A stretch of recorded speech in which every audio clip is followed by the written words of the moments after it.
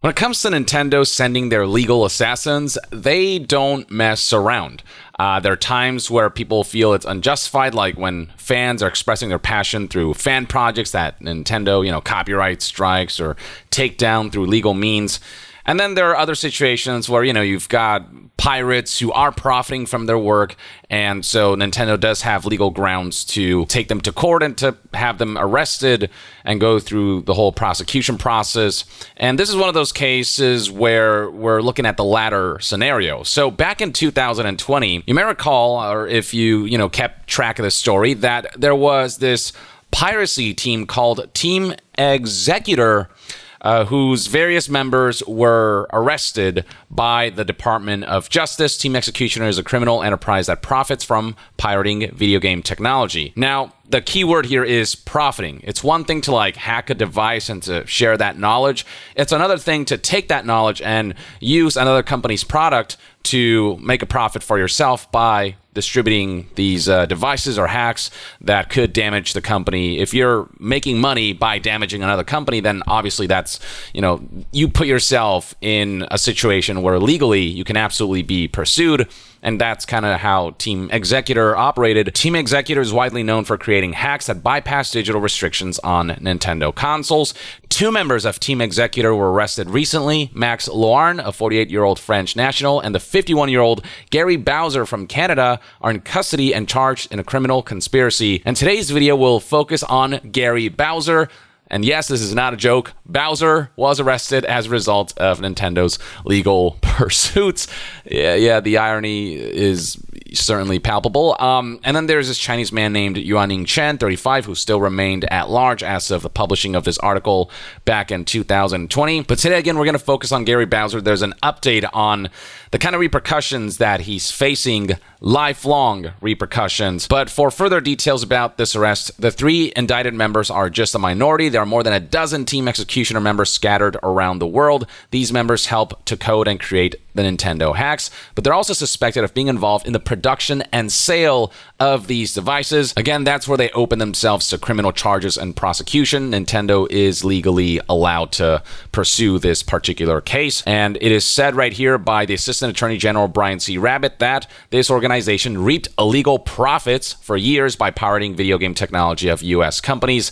At the time of writing, it says right here, the official Team Executioner website remains online, and Bowser also operated this website called maxconsole.com. But if you go to those websites right now, you'll get the following message: this domain has been seized by these government entities. Now, Team Executor has tried to justify their actions by stating that we are firm believers of the right to repair legislation, a growing movement to counteract the monopolistic control over hardware, which is the property of the consumer who paid for it in the first place. Again, there's a difference between hacking your own device and then profiting off of another company's product through those hacks. So this is where I don't think Team Executor has a case to make, because they were profiting from this rather than, doing a community service, if you will, of sharing knowledge. So that's what we knew back in October of 2020. But fast forward to April of 2023, and Gary Bowser, who was arrested and imprisoned, has been released from federal prison, but not without consequences that will most likely follow him literally for the rest of his life. But you know what's a good thing to have follow you for the rest of your life?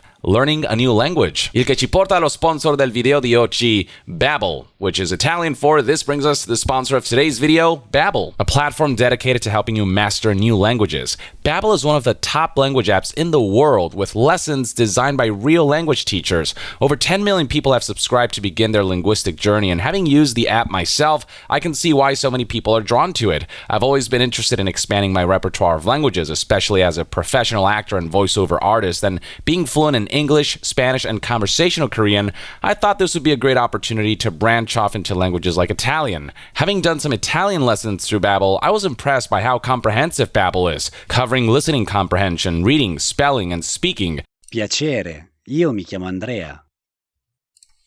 Piacere, io mi chiamo Andrea. varying activities and quizzes in intuitive and engaging ways that constantly encourage your brain to memorize, make connections, and be aware of not just the words, sentences, and conversations, but the real-world situations in which they'll be used. Whether it's for travel, for work, for relationships, or just for self-improvement, it's never too late to learn a new language or brush up on a language and expand your versatility. And you can get started by clicking on the link in the description box below to get 60% off your Babbel subscription with a 20-day money-back guarantee. All right, let's go back to talking about Gary Bowser, who made headlines after his recent release. But it's not just the release that is drawing eyes to this particular story. It's the lifelong sentence that Nintendo has persecuted this man to. Additional details indicate that this is a team that made millions of dollars through its operation, with Bowser having been sort of a smaller part in this team, but still a significant enough role that it warranted his arrest. When Bowser was with this organization, he did profit by earning a salary of roughly $500 to $1,000 a month, his attorneys previously said. And when he was in court, he straight up admitted guilt. He didn't deny his involvement. He pleaded guilty and was sentenced to 40 months in prison for his role in the criminal enterprise. Now, this is significantly lower than the suggested 5-year prison term that the government had requested, and he actually was released early from that 40-month sentence because of good behavior when the attorney put a request in for Gary Bowser to be released early. His exact date of release was actually last month on March 28th, 2023. Now, why do I say that this is still ultimately a lifelong sentence? Well, that's because Gary Bowser still owes Nintendo reparations in the millions of dollars, as reported here by Torrent Freak based on information that Gary Bowser shared in an interview with Nick Moses. So this is the terms of agreement that Bowser relayed to the public. The agreement with Nintendo is that the maximum they can take is 25 to 30% of your gross monthly income, and I have up to 6 months before I have to start making payments. These are monthly payments that will contribute to the restitution that the court has made Bowser pay, a grand total of $14.5 million. It is this huge debt, essentially, that Bowser owes to Nintendo, and at the very minimum, he has to pay 25 to 30% of his gross monthly income to the company. If he can somehow find a way to accrue this kind of money in bulk, obviously he can pay this off however he wants, but that is certainly no easy task. He did have a job in prison that paid him pretty meagerly. I've been making payments of $25 per month. There's also information that Bowser relayed through his interview with Nick Moses, which they have been taking from my income because I had a job in federal prison. So far, I paid $175. Even if after all of this, Gary Bowser manages to find a decent paying job, it is highly unlikely that he'll be able to make $14.5 million. Very few people in the entire world make $14 million in their entire lifetime.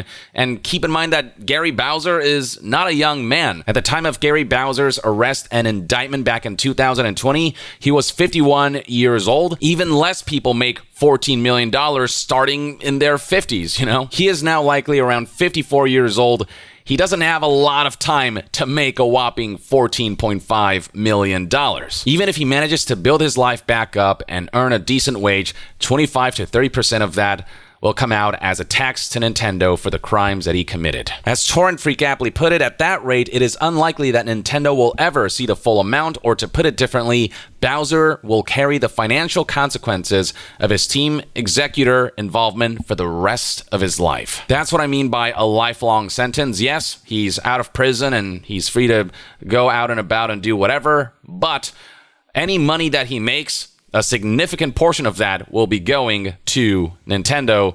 And I don't think Nintendo actually expects to see a full restitution of $14.5 million in his lifespan. For Nintendo, this is about sending a message. It's about telling hackers, hey, you do this, and this is what can happen to you. We will make sure that we haunt you for the rest of your life and take a portion of your money for the rest of your life.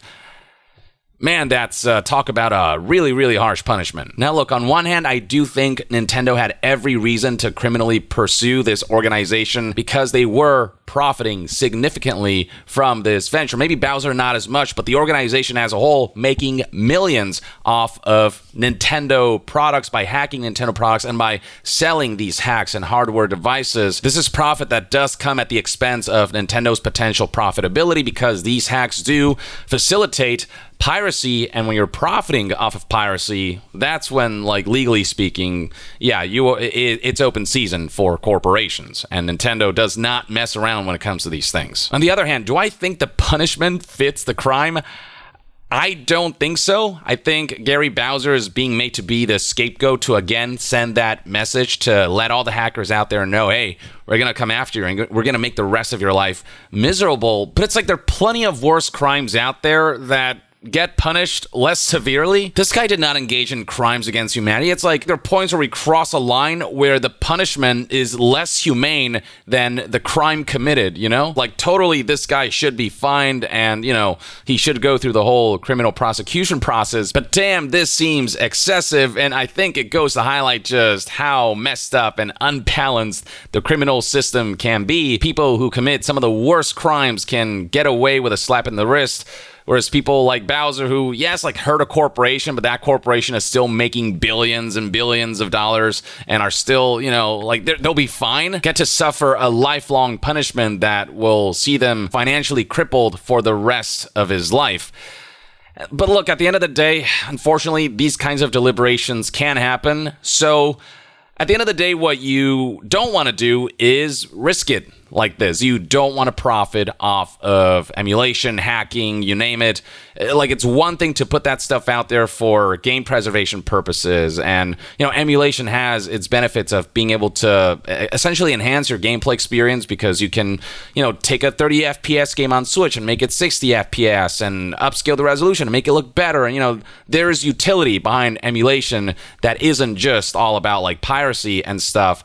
But that has to be sort of very much a community service kind of thing, where you're not profiting, but rather just sharing that knowledge out there so that people can individually choose whether they want to partake in this kind of activity for themselves, for their own purposes, use the product that they bought however they want, but without profiting off of Nintendo's products and Nintendo's work and damaging the company along the way while making money.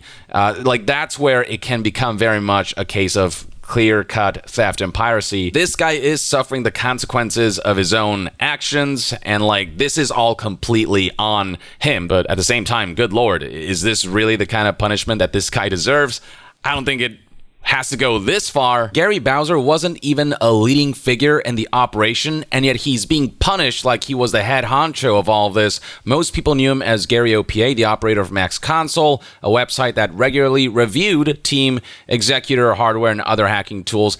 Not to mention, financially, Bowser's role was also rather limited. Again, paid only $500 to $1,000 a month. It's not a whole lot of money that Bowser specifically was profiting, and yet they're treating this guy like he represents the whole organization that profited millions off of this whole operation, when he was just a small cog in this large machine. If Nintendo wants to send a message, they certainly did. This is a headline that's been spreading, and no doubt hackers are aware that there's legal precedent for fining someone $12 million and, you know, seeing hackers having to pay that for the rest of their lives. And so maybe this will make a lot of hackers just a lot more nervous about engaging in these kinds of illegal activities, where they are profiting off of these kinds of hacks and devices. But when the message itself is this viscerally severe, it also kind of makes you look like a bad guy as well. Like, it's going to make people more sympathetic towards the criminal